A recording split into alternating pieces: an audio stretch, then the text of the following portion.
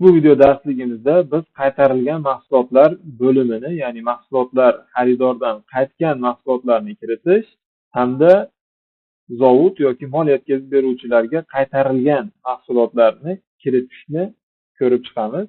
Buning uchun asosiy ombor bo'limidan bu qaytarildi bo'limiga kiramiz va plus tugmasi orqali yangi hujjat ochamiz.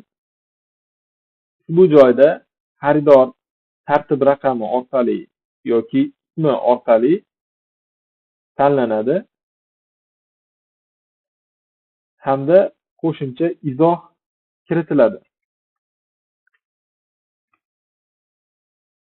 va saqlash tugmasi bosiladi. Xaridor qaytargan mahsulotlarni ushbu chap tarafdagi ro'yxat orqali izlab topib kiritishligimiz mumkin bo'ladi.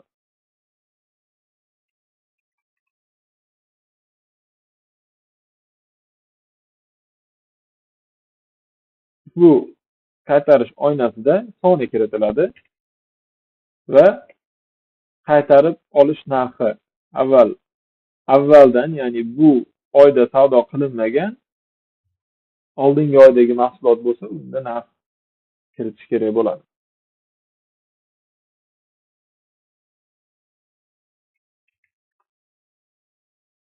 Va saqlash tugmasi bosiladi. Chiqish tugmasi bosilib, hujjat qulflanadi. Agar mol yetkazib beruvchiga qaytarilgan mahsulotlarni ham xuddi shu bo'limda ushbu plus tugmasi orqali yangi hujjat ochib kiritamiz.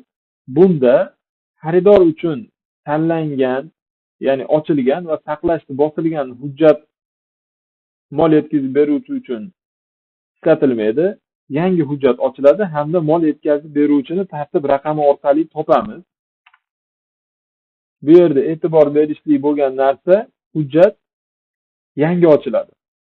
Mol yetkazib beruvchiga ochilgan hujjatni qaytarib xaridor uchun o'zgartirilmaydi hamda xaridor uchun ochilgan hujjatni qayta mol yetkazib beruvchiga o'zgartirishlik mumkin bo'lmaydi.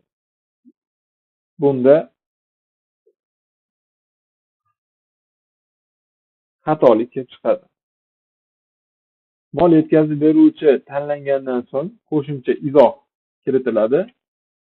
Albatta bu ixtiyoriy va saqlash tugmasi bosiladi. Endi mol yetkazib beruvchiga qaytarayotgan mahsulotimizni izlab topamiz va shu mahsulot ustiga sichqoncha tugmasini 2 marta bosish orqali mol yetkazib beruvchiga qaytarish summasini kiritamiz.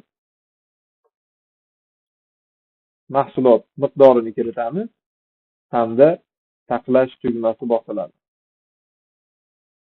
Va bunda ham chiqish tugmasi bosilib ushbu hujjat qulflanadi.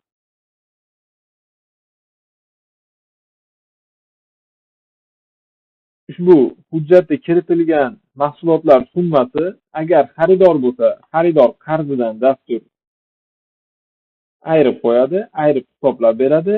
Agar u mol yetkazib beruvchi bo'lsa, bizning qarzimizdan mol yetkazib beruvchini haqqidan ayirib dastur hisob-kitob qilib beradi. Ushbu bo'limdan chiqishlik uchun ushbu oynani yopish yoki shu X tugmasi orqali chiqish mumkin bo'ladi.